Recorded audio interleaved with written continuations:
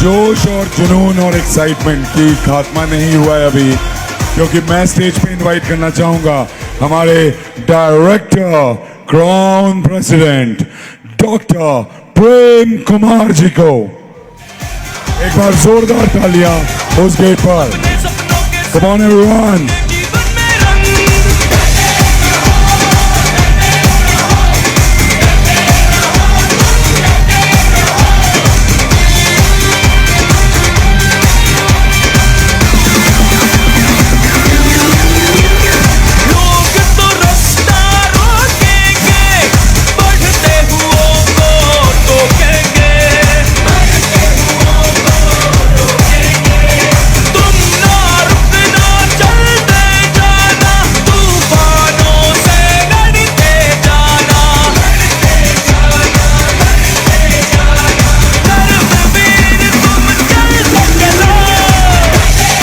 आप लोगों से निवेदन है, कृपया अपनी अपनी जगह पे खड़े हो जाएं और एक बार जोरदार तालियों से स्वागत होना चाहिए डॉक्टर श्री प्रेम कुमार जी का। कर्म करो मेहनत से ना डरो, कर्म करो मेहनत से ना डरो, करो या मरो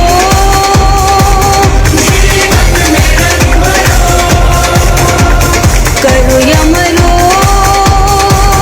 जीवन में रंग भरो। कर्म करो कर्म करो कर्म करो मेहनत से ना डरो।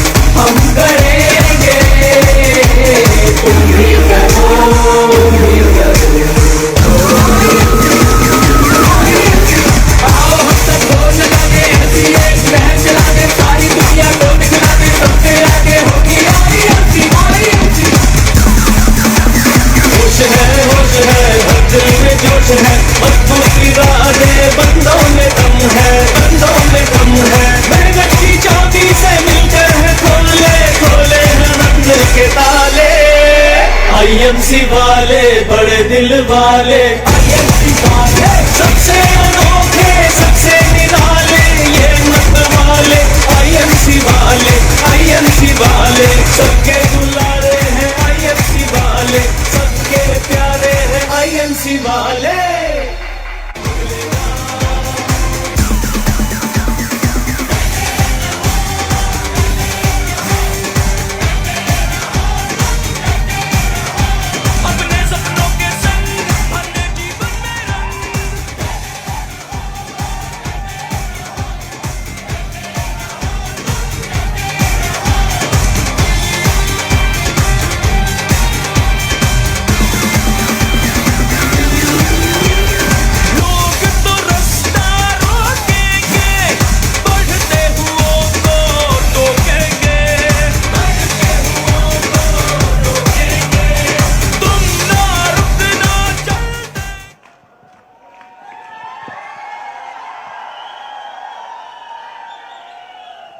आप सभी से निवेदन है, कृपया स्टेज से नीचे आ जाएं ताकि हम डॉक्टर प्रेम कुमार सर को सुन पाए यहां पर। आप सभी से निवेदन है,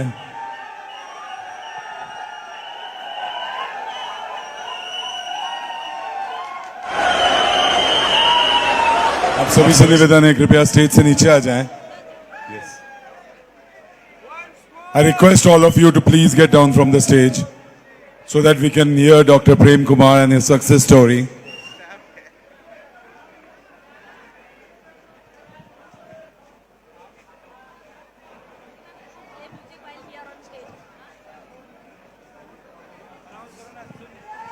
आप सभी से निवेदन है, कृपया नीचे आ जाएं। आप सभी से निवेदन है, कृपया नीचे आ जाएं। सर, आप लोग सभी से निवेदन है, कृपया नीचे आ जाएं।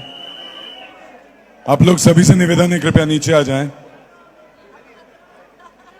आप लोगों से निवेदन है, कृपया नीचे आ जाएं। अगर आप लोग अपने लीडर को सुनना चाहते हैं तो प्लीज नीचे आ जाएं।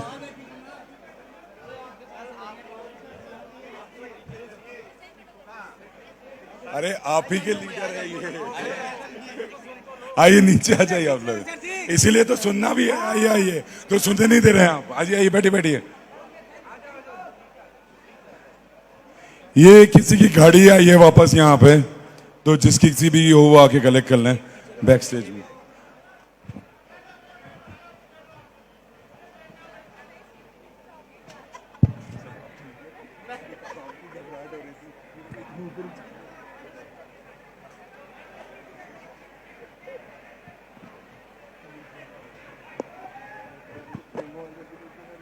Can we have the video, please? Please आप लोग अपनी अपनी जगह पे सेटल डाउन हो जाएं। Let's have the AV. लक्ष्य 2022।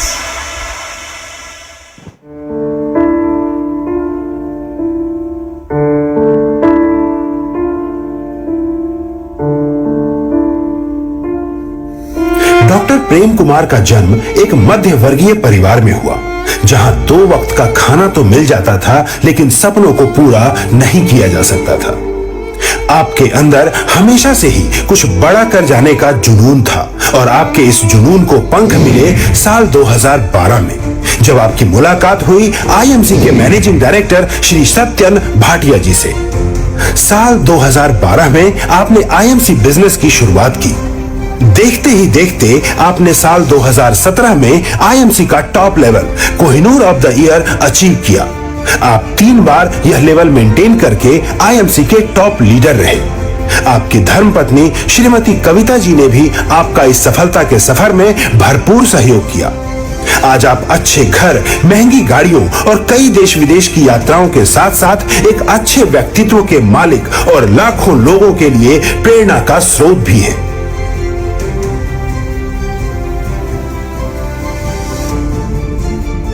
मुझे किसी ने बताया था कि नेटवर्क इंडस्ट्री इतिहास रचने का काम है, इतिहास पढ़ने का काम नहीं है। तो उसी दिन समझ में आ गया था, यहाँ पे रचूंगा तो इतिहास रचूंगा, इतिहास पढ़ने का काम नहीं करूंगा। और ये सारा श्रेय मेरे ग्रेट अपलाइन को जाता है मिस्टर सत्यन भाटिया जी। आईएमसी आपके सफलता के इस जुनून को सलाम करती है।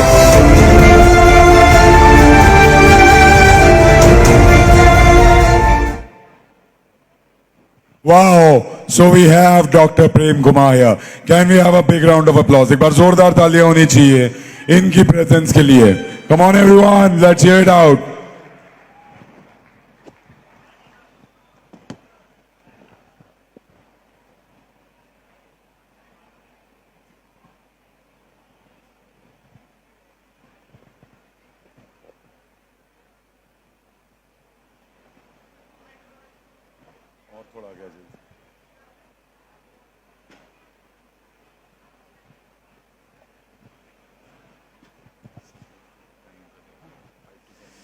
गुराइम सिंह जिंदा हैं? कल भी पूछा था, आज फिर दोबारा से पूछ रहा हूं, जिंदा हैं? क्योंकि जिंदा रहने का परिभाषा मैंने कल समझा दिया था कि आईएमसी में जिंदा रहने का परिभाषा क्या होता है। तो यहां से जब अपने घर को जाना, तो अगली बार जब यहां हरिद्वार आना, तो जिंदा वाला शब्द जब इस्तेमाल करूं तो पता होना चाहिए जिंदा रहने का मतलब क्या है। सांस लेना जिंदा नहीं होता है, बात करना जिंदा नहीं होता है, नाचना गाना जिंदा नहीं होता है। रहना जिंदा रहने का मतलब होता है कि अपने और अपने परिवार के सपनों को पूरा करना, वही व्यक्ति एक्चुअल में जिंदा कहलाता है। तो आईएमसी जिंदा रहना सिखाता है और हम ऐसे लोगों को जिंदा करके दिखलाया है, वरना चलते फिरते लाश के समान इंसान होता है। क्योंकि जो व्यक्ति अपना सपना पूरा नहीं कर सकता, अपने परिवार का सपना पूरा नहीं कर सकता, वो एक्चुअल में जिंदा होते हुए भी मुर्दा के समान है। तो जिंदा आईएमसी ने किया मेरे को। दोस्तों, मैं हमेशा शुक्रिया अदा करता हूं और मैं उस इंसान को कभी भी भगवान, खुदा, अल्लाह नहीं कहता हूं, क्योंकि भगवान ने, खुदा ने, अल्लाह ने जो है इंसान बनाया है और उस इंसान को एक गुरु दिया है, एक लीडर दिया है। और मेरी जिंदगी में भी वो गुरु आए और वो कोई और नहीं, क्योंकि मैं उनका जब नाम लूं तो खड़े होके जोरदार तालियों से उनका स्वागत करना, वो कोई और नहीं, मेरे great upline mister Satyan Bhatia.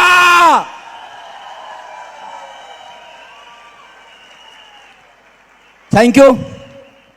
और दूसरे शख्सियत जिन्होंने कि ये जो है ना सिस्टम, ये कहते हैं सिस्टम, ये सिस्टम किसी इंसान की सोच हो सकती है, लेकिन इंसान के अंदर जो दिमाग है उस दिमाग में सोच ऊपर वाला ही देता है। और वो ऊपर वाले ने कुछ सोच समझ के हमारे पूजनीय डॉक्टर अशोक भाटिया जी के ये दिलो दिमाग में ये बात डाली कि आईएमसी बनानी है। तो जोरदार तालियां खड़े होके डॉक्टर अशोक भाटिया जी के लिए। Thank you. परिचय प्रेम कुमार, और इस बिजनेस को सीखते हुए, करते हुए नहीं, सीखते हुए। क्योंकि इस इंडस्ट्री में जब मैंने कदम रखा था तो एक चीज पता था कि सीखने से पैसा आता है, क्योंकि समझदार आदमी जो है पैसा कमाता है और जो सीखता है वो अपने सपनों को पूरा करता है।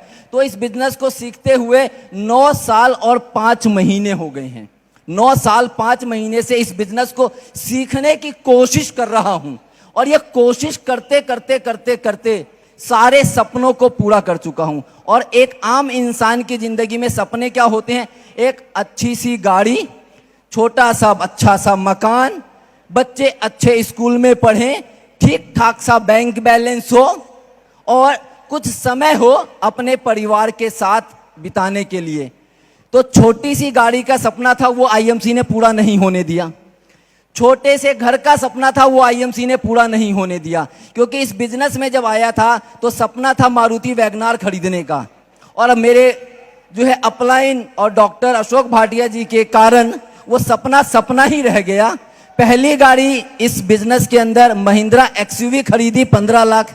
और जो कल आज जो सुबह सत्यन सर ने कहा था ना कि मैंने एक लीडर को कहा था घर खरीदना जरूरी है या गाड़ी खरीदना, मैंने ये पूछा था, वो सवाल मेरा था। मैंने कहा सर मेरी वाइफ कहती है और मेरे रिश्तेदार कहते हैं ऑलरेडी एक गाड़ी आपके पास है, तो गाड़ी जो है खरीदने से बेटर है घर खरीदो।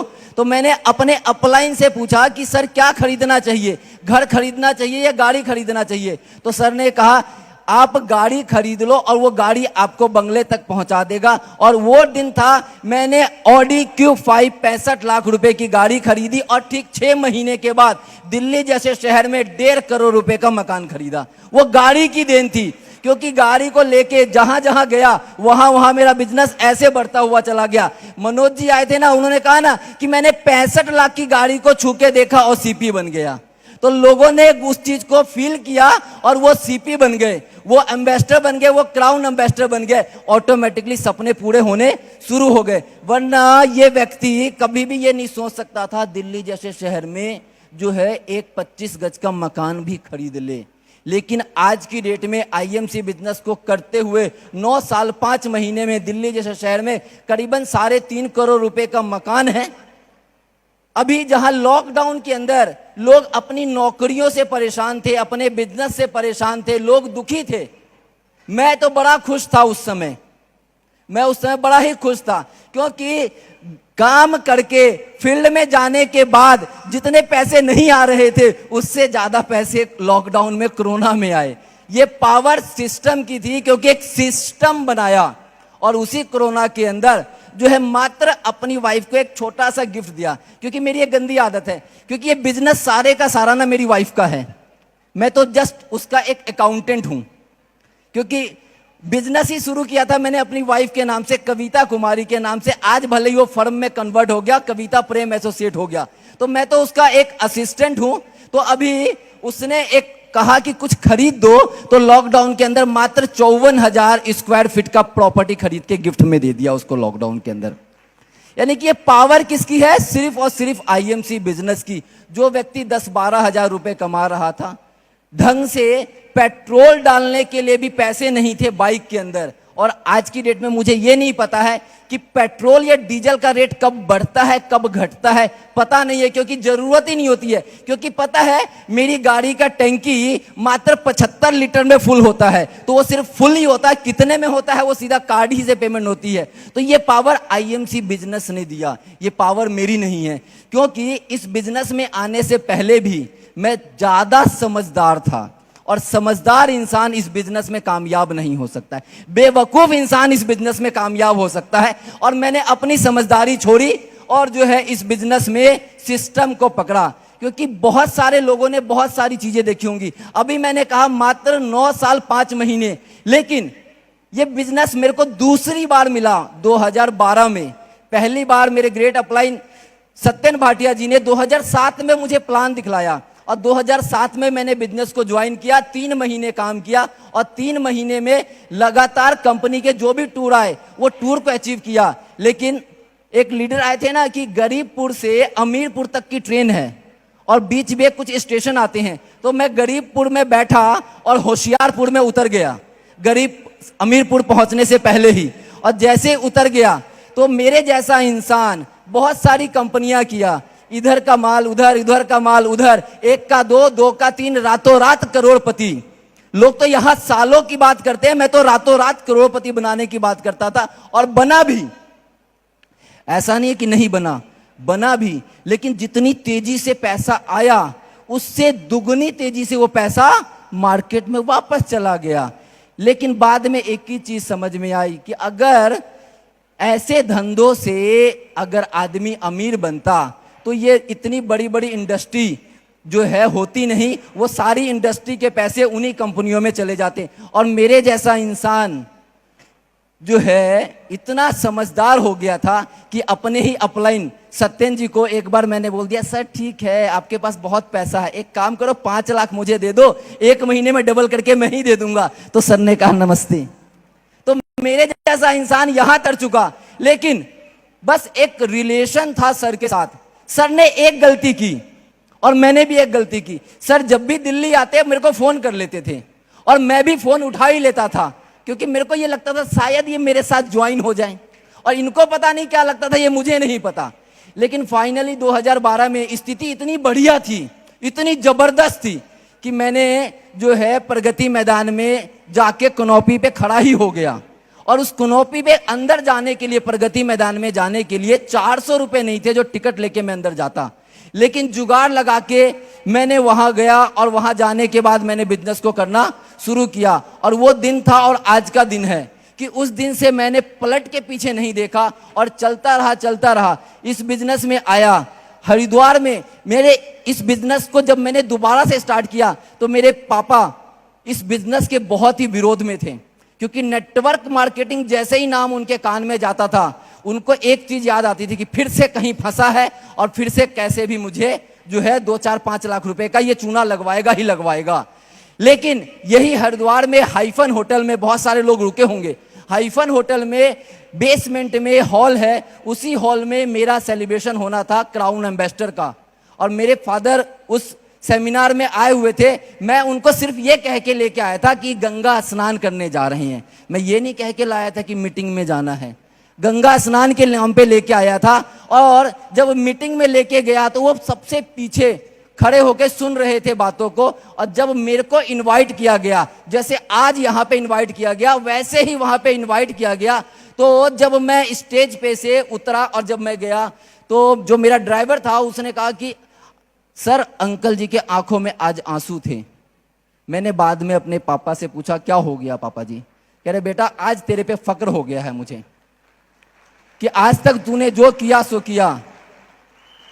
आज सिर्फ इस बात का दुख है कि आज ये सेलिब्रेशन देखने के लिए मेरे पापा मेरे साथ नहीं है। पिछले कोविड के अंदर जो है उनकी डेथ हो गई, मई का महीना था 6 मई को, तो आज वो ये देखने के लिए मेरे साथ नहीं है, लेकिन उन्होंने वो हर चीज़ देखा जो हर एक माँ बाप अपने बच्चे से चाहता है कि मेरा बेटा यहाँ तक पहुँचे, मेरा बेटा यहाँ तक पहुँचे, वो हर चीज़ देखा है उन्होंने। तो मुझे प्राउड है क्योंकि आज जो है इतना बड़ा परिवार है। ये अचीवमेंट मेरी नहीं है, ये अचीवमेंट मेरे पूरे परिवार की है। और पूरा परिवार यानी कि करीबन 10 लाख लोगों का परिवार, ये 10 लाख लोगों की अचीवमेंट है, ये 10 लाख लोगों का प्यार है। और इस बिजनेस को जब मैंने स्टार्ट किया दोबारा, तो मेरी वाइफ को भी बड़ा विरोध था इस बिजनेस को लेके, लेकिन मैंने एक गलती की थी वहां भी कि लुधियाना में लेके अपनी वाइफ को मीटिंग में बैठा दिया था और मेरे अपलाइन आगे बैठे हुए थे और मेरी सीट सबसे पीछे थी। तो वाइफ को जब लेके आया तो वो पीछे बैठी हुई, लास्ट में वो कहती है शुरू होने से बीच में ही कि घर चलते हैं, घर चलते हैं। मैं जब उसने बोला घर चलते हैं तो मैं ही निकल गया। मैंने कहा मैं आता हूं।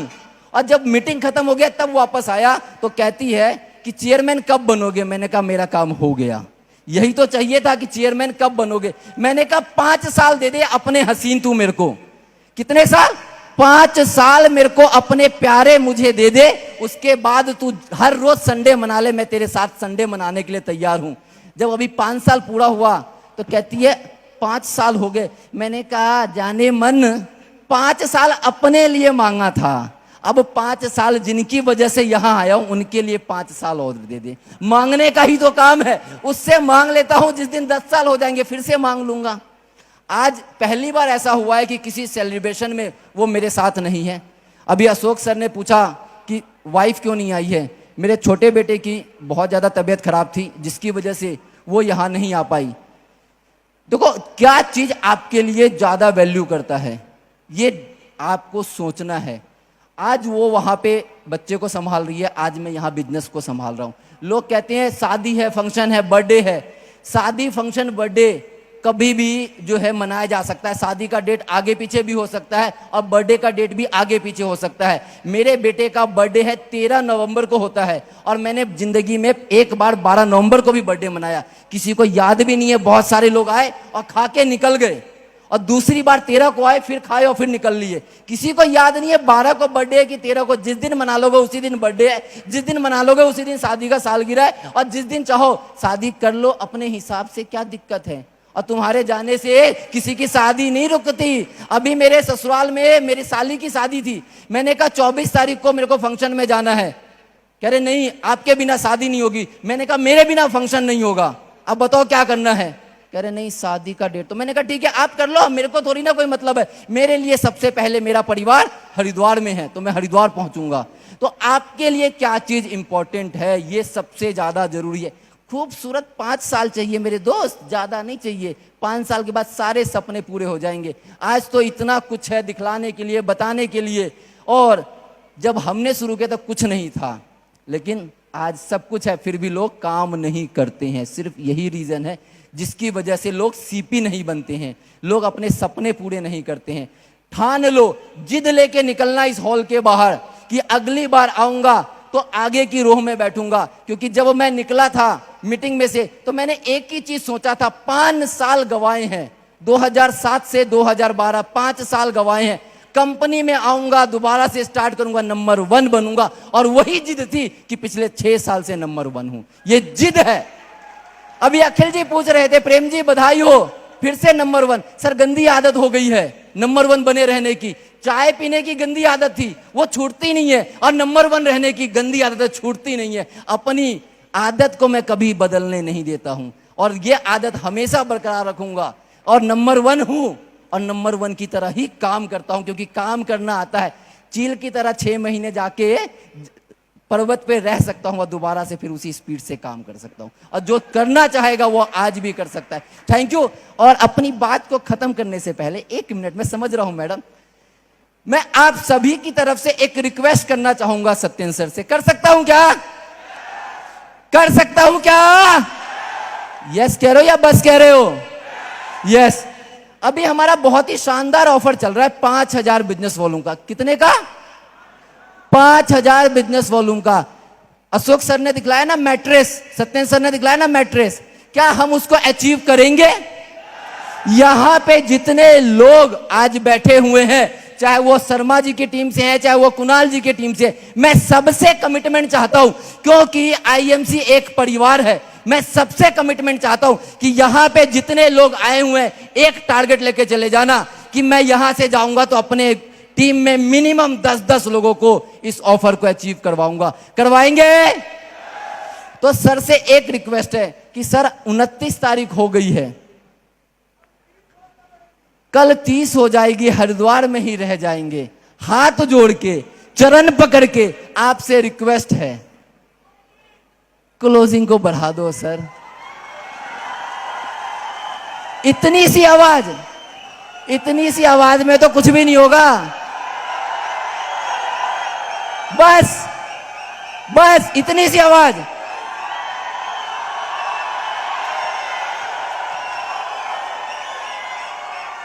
खड़े हो गए, अरे मांगना है तो दिल खोल के मांगो सर।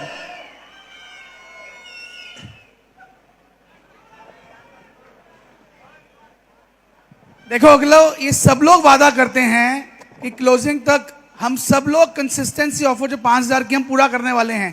क्या पूरा करने वाले हैं? Are you sure? तो क्लोजिंग जो है हम लोग 3 तारीख को इस बार करेंगे। Thank you sir. देखो ये इज्जत का सवाल है ना, इज्जत मत गवा देना। शर्मा जी भी बैठे हुए हैं, कुणाल जी भी बैठे हुए हैं, तीनों बैठे हुए हैं डायरेक्टर। कंपनी में 3 ही हैं और 3 के 3 यही हैं, तो इज्जत बचा लेना हम तीनों की। बाकी किसी के बचाओ ना बचाओ, हमारी तो जरूर बचा लेना भाई। Thank you so much. एक बार जोरदार तालियां प्रेम जी के लिए। और अब मैं मैनेजमेंट से रिक्वेस्ट करूंगी कि वो स्टेज पर आए और रिकॉग्निशन सेरेमनी को करें। Can we have the music please? Can we have the music, please?